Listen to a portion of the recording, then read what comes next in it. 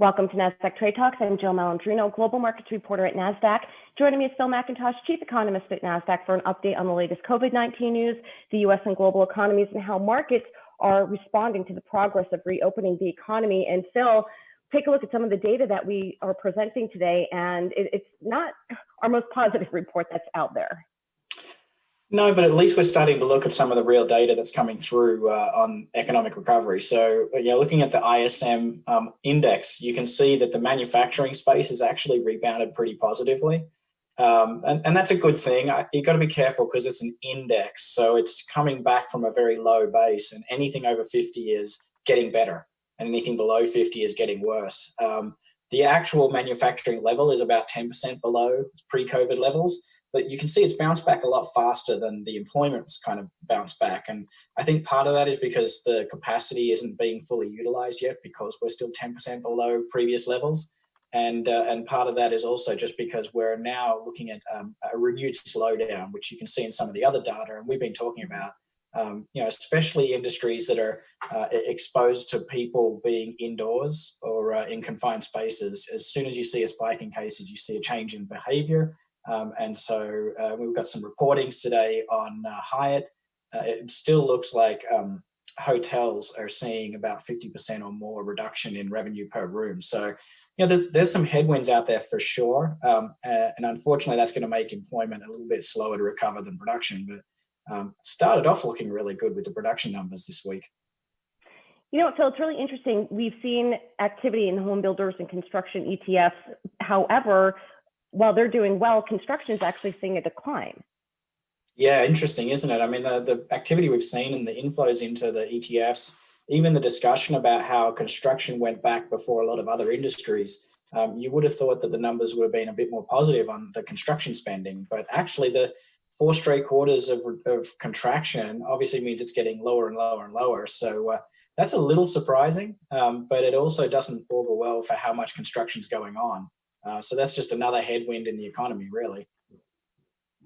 All right. And what are you seeing in terms of bankruptcy data? Because it looks as if it's not any better than it was in the 2008-2009 financial crisis.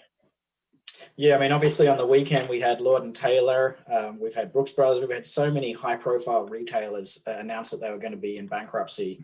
And so if we look at the total count of companies that are pretty high-profile going into bankruptcy, we are getting pretty close to 2009 levels.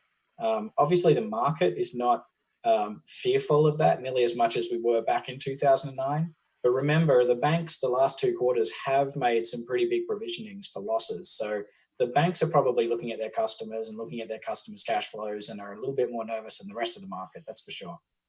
Well, Phil, I think it's really interesting if we take a look at what's happening with sports right now. It really is a microcosm of our lives where we're seeing how well quarantine bubbles work and don't work. And in addition to that, then we'll find out in a few weeks what happens with schools, as I guess they want to try this experiment with children as well. Yeah, it's super interesting, isn't it? I mean, basketball had a lot of trouble trying to get into a bubble, but now they're in the bubble. They've had 2 straight weeks with no new cases. Golf's another sport that obviously it's easier to socially distance when you're playing it. But even though they went into a bubble and they're traveling together on chartered planes, they've had a couple of cases where people obviously gone out to dinner or somewhere and caught it. Caddies have caught it. And then you look at the college football and baseball where they're traveling and interacting with people from different places.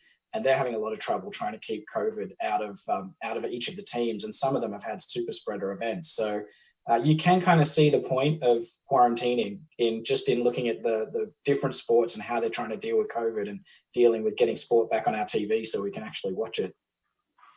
So when do you think the first working vaccine for COVID-19 will be available? What are you seeing in the data?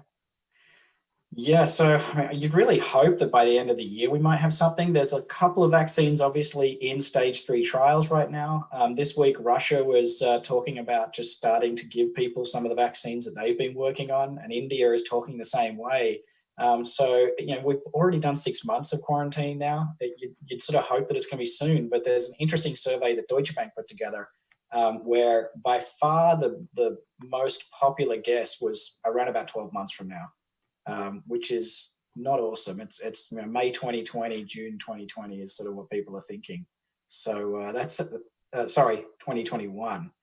is what people are going to be thinking. So you can see the expectations of people that are actually researching the market have a fairly long runway until, and obviously it's until vaccines are available for mass consumption as well, because there's just going to be billions of people that need vaccines.